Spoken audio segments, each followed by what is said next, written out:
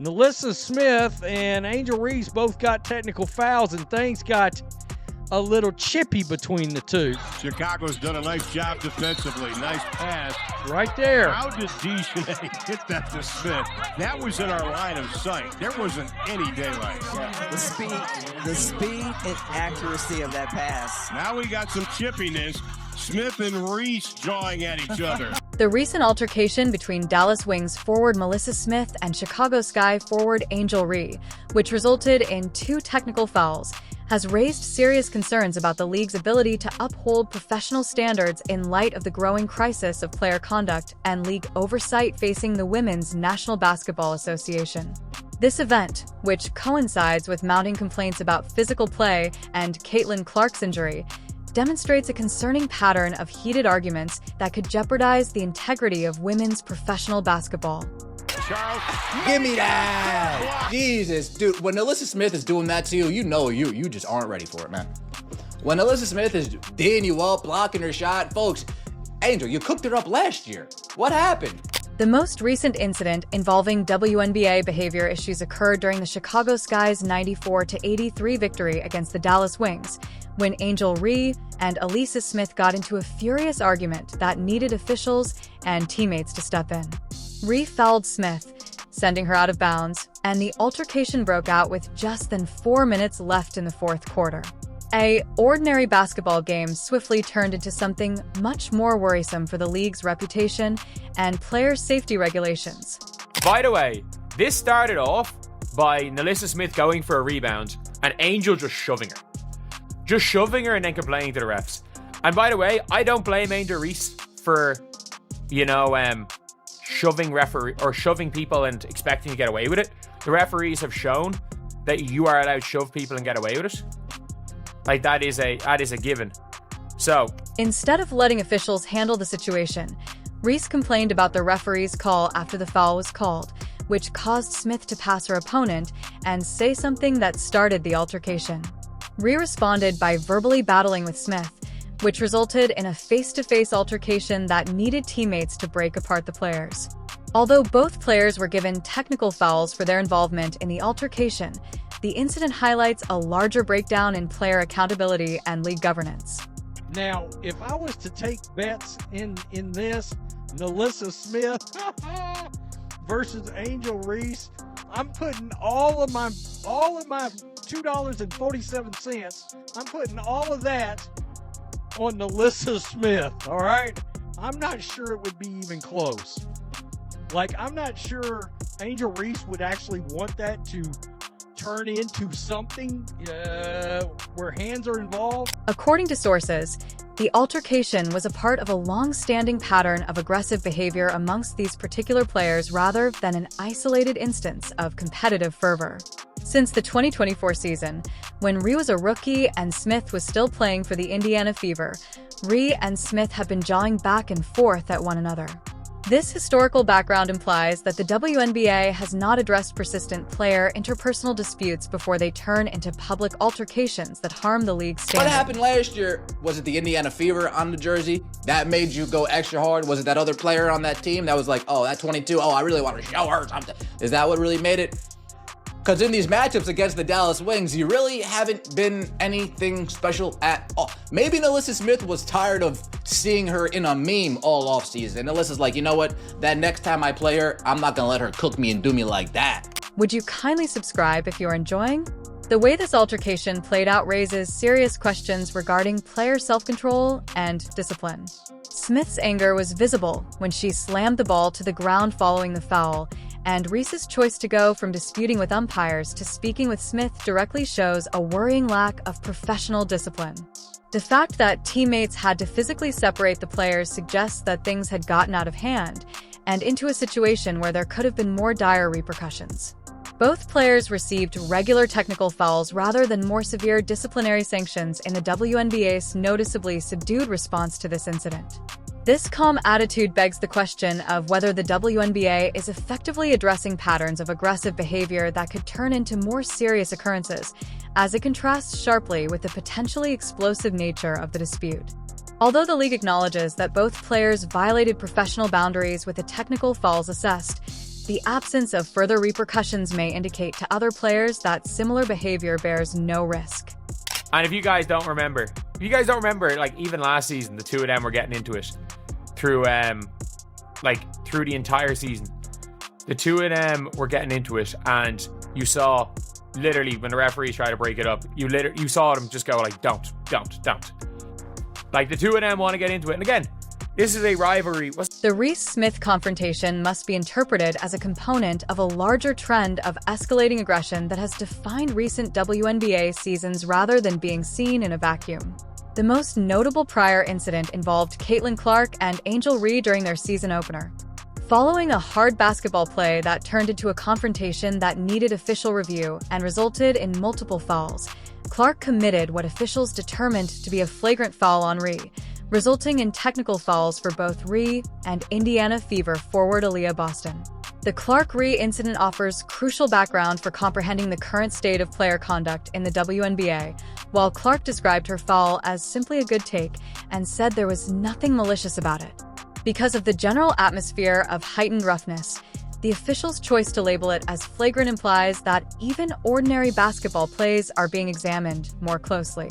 In contrast to other players' persistent pattern of combative behavior, Clark's professional approach to the situation, in which she recognized the infraction but maintained it shouldn't have been upgraded to flagrant status, the increase in confrontations and technical fouls suggests a bigger problem than sporadic player events. NBA regulations stipulate that players are suspended after 7 technical fouls, with additional penalties applied every 2 after that. This shows that the league acknowledges that aggressive behavior is a persistent issue, but the continued frequency raises the possibility that the present solutions may not be sufficient to stop it. Through your perspective on the flagrant foul, what was the point you were trying to make to her? It's just a good take foul, you know? If either Angel gets wide open 2 points or, we send him to the free throw line. Nothing malicious about it. It was just a good take foul. Every basketball player knows that. The WNBA's attempts to become a top professional sports league are significantly impacted by the rise of on-court altercations and technical fouls. Basketball enthusiasts watch games and watch broadcasts to watch top-tier athletic competition, not to witness athletes participating in verbal sparring matches and physical altercations that diminish the sport itself. Every minute spent resolving player disputes is time that could be used to highlight the exceptional athleticism and competitive excellence that characterize women's professional basketball at its best. While some players respond to difficult situations by concentrating on their performance and letting their basketball skills speak for themselves, others seem to treat every perceived slight as an opportunity for public confrontation. This discrepancy in professional conduct creates an uneven playing field where some players benefit from the attention generated by controversy, while others are overshadowed despite superior on-court performance. The difference between players who handle adversity professionally and those who consistently engage in confrontational behavior has become more pronounced. Angel Reese playing like trash all game, but that confidence doesn't waver, I guess, right? The arrogance doesn't waver, right? We could miss layups, we can miss shots, but that confidence doesn't waver at all. I mean, look at this. Angel Reese, after going 3 for 12 on the night, at this point, she has a historic play where she elbows Dejanay out the way, and here we go.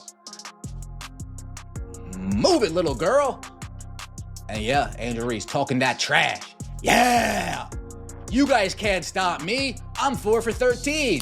Given Caitlin Clark's injury, which has kept the league's biggest star out for at least 2 weeks due to a left quadricep strain, the current state of WNBA player conduct assumes even greater significance. The team announced 2 days after Clark's injury that she would be out for at least 2 weeks pending reevaluation. Given that Clark is the WNBA's top attraction for arena attendance and television ratings, her injury is not only a personal setback for her, but also a major loss for the league. Although the specifics of Clark's quadricep strain have not been directly connected to opponents' aggressive play, the timing of Clark's injury is especially troubling given the increased physicality and combative atmosphere that have marked recent WNBA games. The league's obligation to safeguard its most valuable assets and player safety are called into question by the larger context of more physical altercations. The league's competitive balance and spectators' viewing experience are immediately impacted by Clark's departure from the starting lineup. She will miss at least 4 games due to her injury, including several that may have been high-profile encounters that would have attracted a lot of fans and television viewers. Following her injury declaration, Clark's MVP odds changed from 115 to plus 250, indicating the substantial effect her absence had on both competition expectations and business interests. So the WNBA might as well just name Caitlin Clark the MVP right now, because so far she's missed 2 games due to injury, and not only have the Fever lost both games, but now in this one, they lost to quite possibly the worst team in the league, which just shows how important of a piece she is to that team. She's averaging 19 points, 9 assists, and 6 rebounds a game this year in the 4 games she played. She is super important to that team, and it's proving it that she is the most valuable player on that team. Throughout the current season, the sharp discrepancy between Clark's professional handling of on-court situations and the combative conduct displayed by other players has become more noticeable, particularly after the contentious incident with Angel. Clark insisted that her infraction was not malicious and was an example of typical basketball play, exhibiting the kind of mature outlook that professional athletes need to have when handling problems on the court. She demonstrates a level of professional communication that sets an example for how players should handle contentious situations by acknowledging the foul while stating her goals. The necessity of safeguarding players who enhance the league's reputation and financial success while she concentrates on basketball performance and professional conduct is highlighted by Clark's injury and subsequent absence. Other athletes seem to place more emphasis on stirring up controversy and creating social media moments, which may garner attention temporarily, but eventually damage the sport's reputation. The fact that Clark consistently packs arenas and boosts television ratings while upholding professional standards shows that athletic prowess, not manufactured controversy, is what leads to success in women's basketball. She's going to be out for a couple weeks. Let's see how viewership does in the 3 weeks that she's out. Let's see how ticket sales go when she's out. Let's see how the WNBA as a whole comes out. Because I think they're trying to make a message to the WNBA that, hey, look, we don't necessarily have to put this woman on a pedestal. Like, she doesn't need to be treated like Jesus, Mary, Mother of God, anything like that. But I think if the WNBA wants to go in the right way with these CBA negotiations and getting bigger and more prominent, they need to embrace change. And she is good change for the WNBA. Although the WNBA's graduated discipline system is intended to give players several chances to change their behavior before suffering harsh penalties, the persistent frequency of altercations and technical fouls raises the possibility that the current penalty structures may not be enough to discourage problematic behavior. The persistence of confrontational behavior by players like Angel Reese in spite of prior instances suggests that current disciplinary measures might not be sufficient to address aggressive conduct patterns. This seeming disparity in the way officials and league executives handle similar instances is one of the biggest obstacles to WNBA disciplinary enforcement.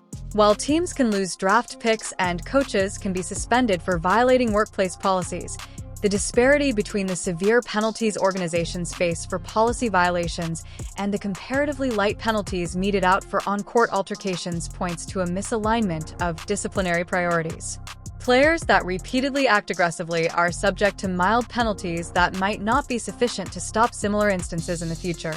The deterrent effect of disciplinary procedures is weakened and players are left unsure of appropriate behavior when technical and flagrant fouls are evaluated by in-game referees, who are inherently subjective and liable to change depending on the crew or game circumstances. The league's hesitation to enforce stronger consequences for repeated aggressive behavior such as in Angel Reese's case raises worries that short-term attention and controversy are being prioritized over long-term professionalism and league integrity.